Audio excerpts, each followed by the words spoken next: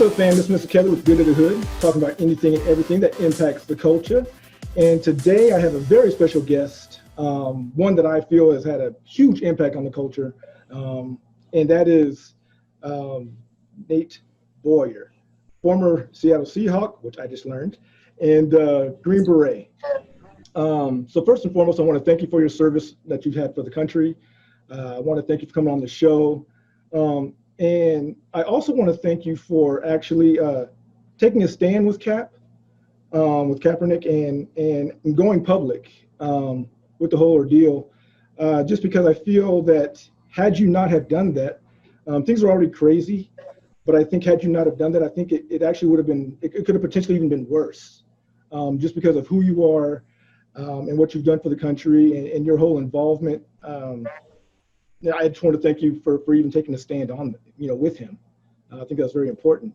Now, I know ultimately you wanted him to stand, right, during the national anthem. Well, I mean, I want everybody to stand, but I want them to stand because they feel the same way that I do, about the country and the symbols that reflect it. But if they don't feel that way, I don't want anybody to do anything out of obligation. Okay. So in your view, what would have been, if instead of him taking a knee during the national anthem, in your view, what would have been a better way of going about it, a better method, I guess? What do you mean? I mean, I suggested taking a knee. Right. Okay. So is there another way he could have done it that would have been maybe just as effective?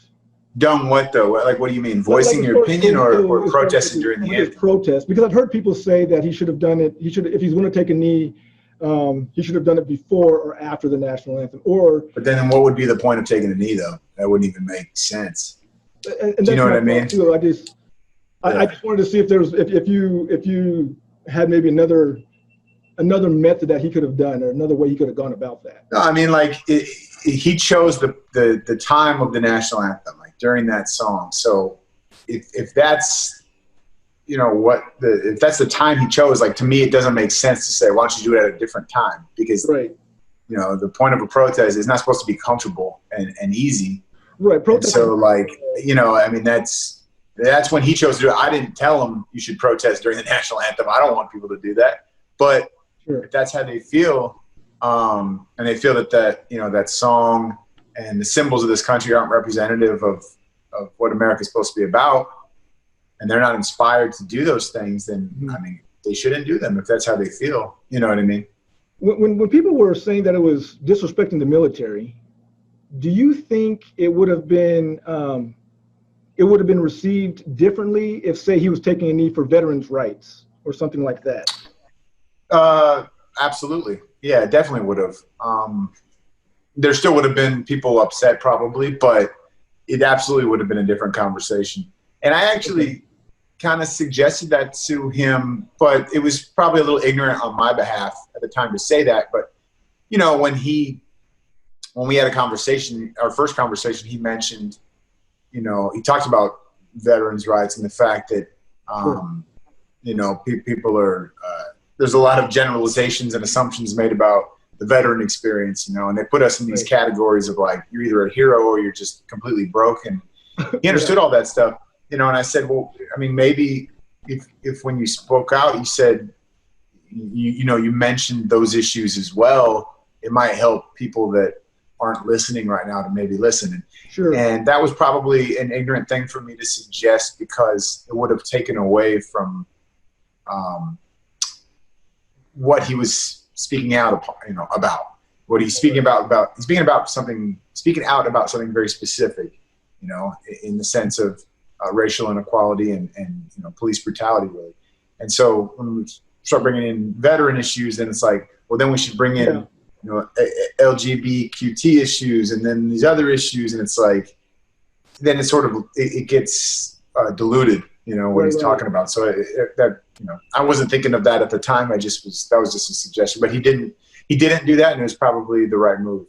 Sure. Do you still talk to Cap? You still talk to Cole? I don't. I haven't talked to him for a couple of years. Oh, really? But yeah. We met 2 years ago, and then we stayed in contact for maybe a year and a half. But honestly, once it started like blowing up more and more, I'm sure he's got a lot of people, you know, in his ear reaching out to him and all that. And to be honest, like not every single thing he said and done I agree with. You know, I think everybody should vote, for instance. You know, I mean, he was. You say you don't. You mean just to agree with? Well, what don't you agree with? I don't want to put words in your mouth. Oh yeah, well he said he blatantly said I'm not going to vote and I won't vote for a system that oppresses black people of color. But that's how you make. To me, that's one of the number one way you make change. And there's a lot of people of color that fought for those rights and died for those rights. So that to me that was, you know, that's just my opinion. So there's like, and there's plenty of other things where I feel like maybe there's just a different way you could communicate that, you know what I mean? And even like just recently, you know, he tweeted about 4th of July. You know, it was it just like, I don't know, I felt a little hurt by it, you know, by some of the things that he says, where it's like, you know, it's very clear.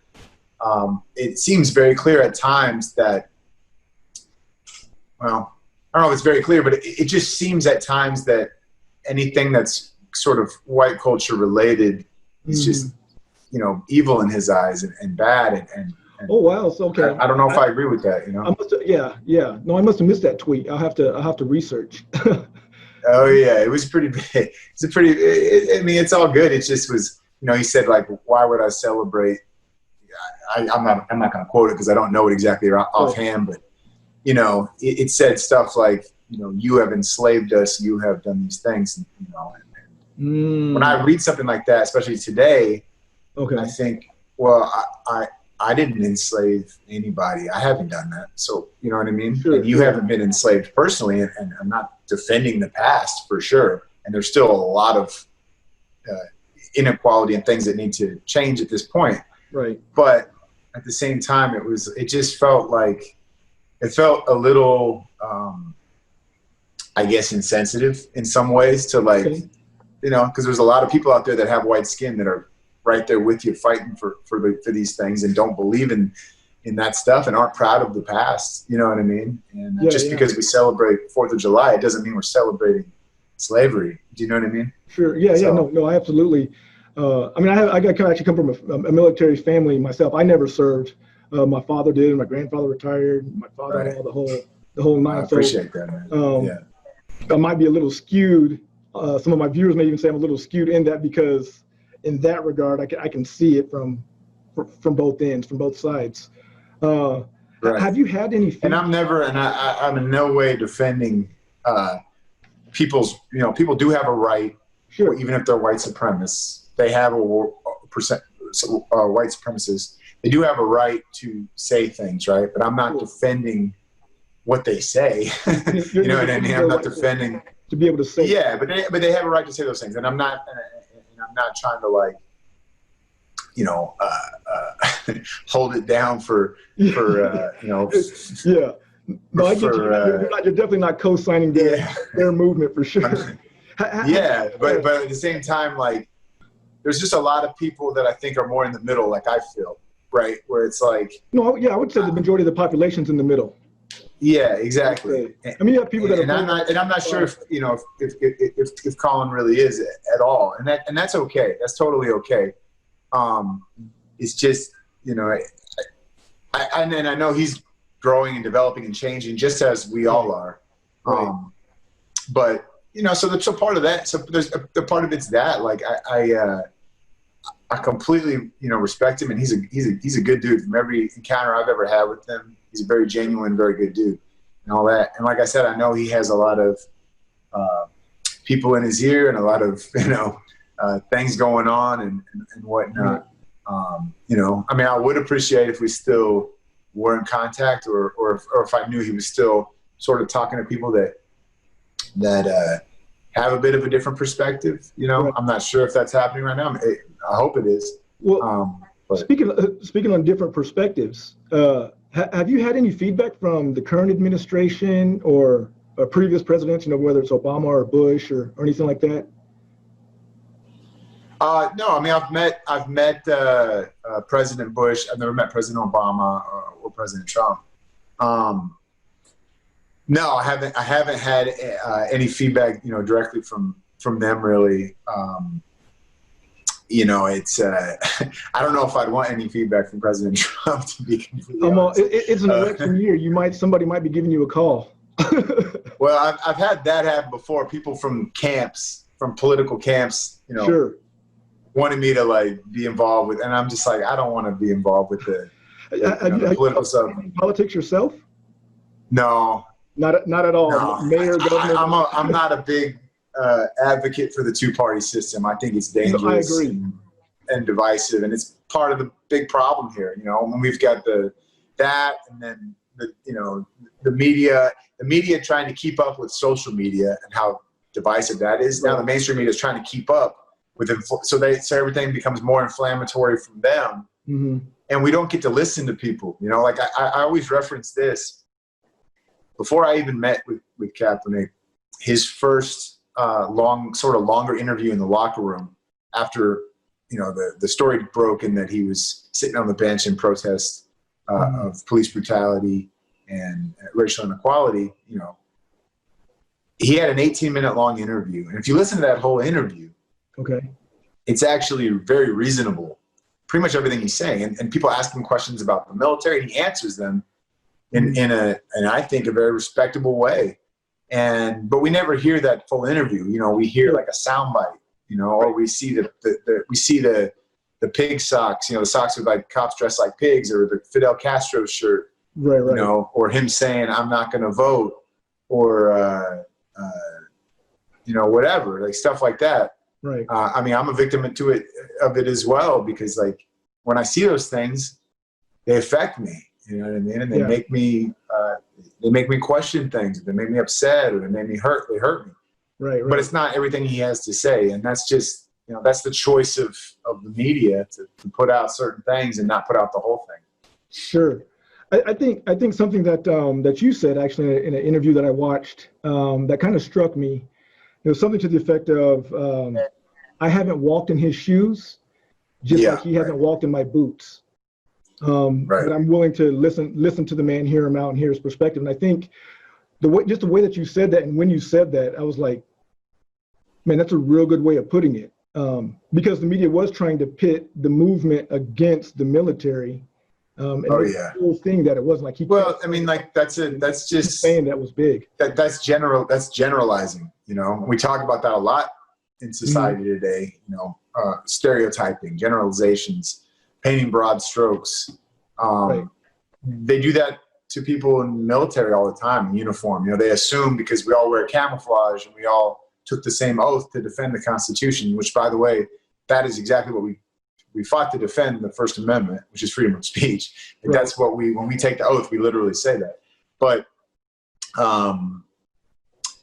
they make assumptions about all of us because, maybe the majority of military is more conservative. I don't know, maybe, but it's pretty diverse. I guarantee you that.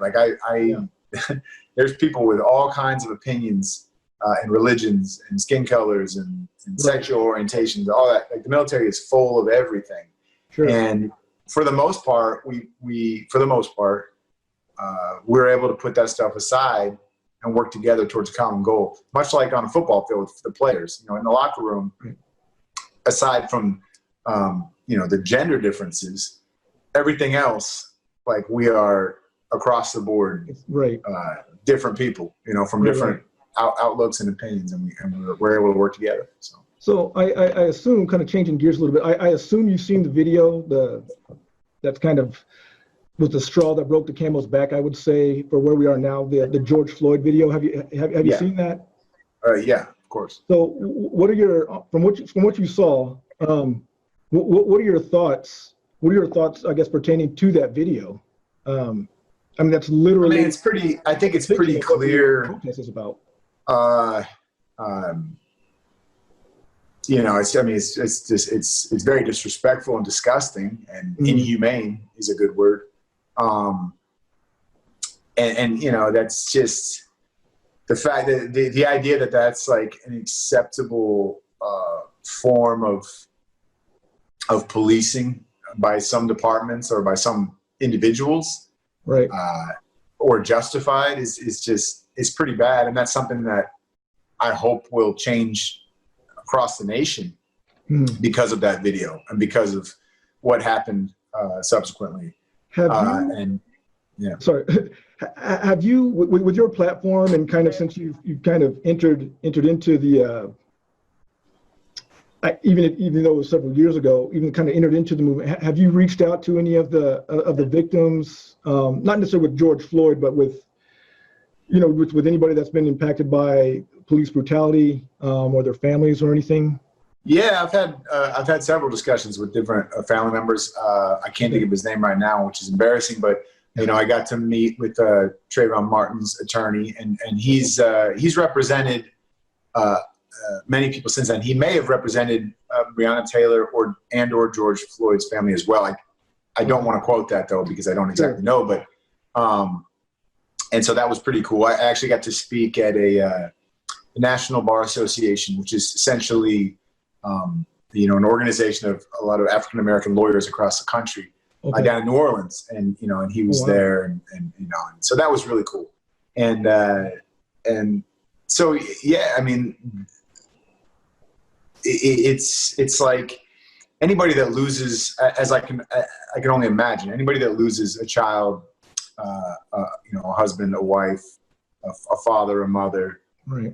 Just something like this, regardless of skin color, it's going to be pretty outraged, you know what I mean, and pretty devastated that, those meant to protect and serve essentially took their life, regardless of, if they were scared, regardless of, if there was some amount of resisting arrest, whatever. Sure. If the person is not armed and imposing a threat in the sense of like trying to kill you, right? There shouldn't be a justification of you killing them. I understand. Trust me, I was in the military. I understand feeling threatened and scared, but that does not mean I have the green light to take somebody's life. You know what I mean? It doesn't. Even if they are a bad person with a terrible criminal history track record, it doesn't matter. Right. It doesn't matter. And if you do that in the military when you're overseas, if you kill somebody who's unarmed, even if they're the worst of the worst, unless your orders are specifically that, you're violating the code, and rules of engagement. And there's military court system in place. It's very hard as it should be, on military members that pull the trigger when they're not supposed to. And the fact that it hasn't, at least it doesn't seem like that, those sort of accountability measures are kept at the same level on American soil is pretty crazy. You know what I mean? And so like, that's something I hope out of all this will change. It sounds like it's going to, but you think? I think it's going to continue. It's got to, it's just got to continue from not just NFL players, from every, American. They've got to continue to voice this, and that's what people have to understand. People that are like, well, things are already changing. Can you just stand now? And it's like, if you don't see it through, though, that's when things, they go sideways or something gets, I's don't get dotted, T's don't get crossed. And then, it's not, we're back in the same conversation years from now. Right. Okay. So, and I know we're running short on time, but I did want to bring up, because you so graciously blessed our show with you. You have an organization called Vets and Players. Yeah, Emerging Vets and Players, MVP for short. So we actually bring together combat vets and former professional athletes. Okay. And we help them with that transition when the uniform comes off. We help them find purpose again. It's really interesting because people look at professional athletes often and think, oh, this guy or girl potentially made millions of dollars to play a game, right? They're so lucky. Everything must be so great. Like, you have nothing to complain about. The reality is, when you're in your 20s, maybe 30s if you're lucky, imagine sacrificing so much time and energy and competing at the highest level to be elite at something. Right. And then all of a sudden it's just over. You know what I mean? It's just taken from you, and you've got 70% of your life left to live or whatever it is. Right. And you feel like you've peaked already and you'll never be great again. That's a scary feeling. Like, that's hard. Yeah. You know what I mean? And veterans, military veterans, have the same thing, have the same issues. Granted, we would never compare, you know, the ball field to the battlefield. Those are very different. But the locker room, the camaraderie, you know, the amount of time and energy, and like, you identify with that uniform like nothing else. Yeah. And then it's gone and it's over, and it's really hard. So that's what we're all about. We're kind of rebuilding that locker room and helping these men and women transition to the next phase of life and utilize all those skills they learned on the battlefield or ball field to be elite at something else. So what do they? So when you have, so let's say, so we'll say with an athlete. Let's say you have an athlete, they retire, they get involved with your organization. What are some of the? I mean, do you provide like counseling with them, or like kind of what's the? You kind of. So we meet. So it's really like peer-to-peer counseling. It's all peer-to-peer counseling. It's we'll meet in the gym, and we'll train together for about 30 minutes or so and kind of get a good sweat going. Nothing too crazy hard, but it's supposed to be challenging. But that also sort of releases some endorphins and makes us a little more vulnerable. So then afterwards we transition over to the huddle, we call it, and we'll sit on the wrestling mats and we'll just it's an open forum. We just talk about stuff. You know what I mean? Okay. And we do it every week. And then outside of that, we've got service projects going on. We've got, you know, guys that we'll get together and go on hikes and you know, network and help each other with, you know, with employment opportunities or whatever. So we just sort of like build up that sort of that tight knit network within these different cities. So right now we're pretty new, but we're in 5 cities already. We're in Los Angeles, Las Vegas, Chicago, Atlanta, and New York.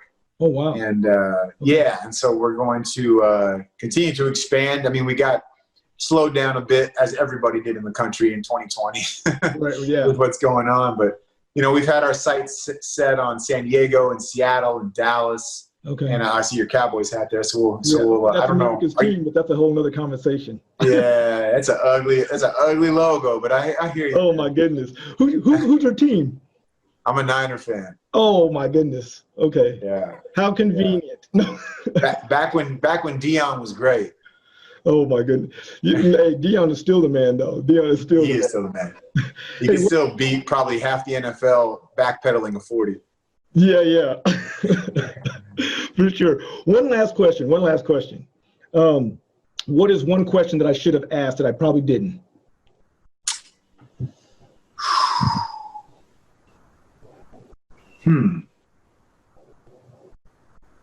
That's a good question. I couldn't have been that thorough. Yeah, no, but I mean, I'm trying to think of like a.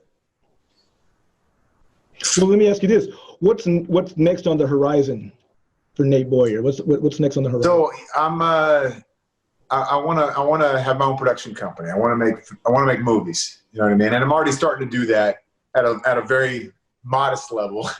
Your first movie should be your story. I read some of your story, and I was going to say you need to call Netflix, but if you want to open up a production company, you absolutely need to do that. Yeah. Your story. Well, I don't know if it's. A lot of people don't know it's not just the military. It's not just the Kapernick deal thing. Yeah, I read some of your story when you played a little bit of college ball. You were a Seattle Seahawks. Like, your story it's a good story. I appreciate it. You should absolutely pursue that.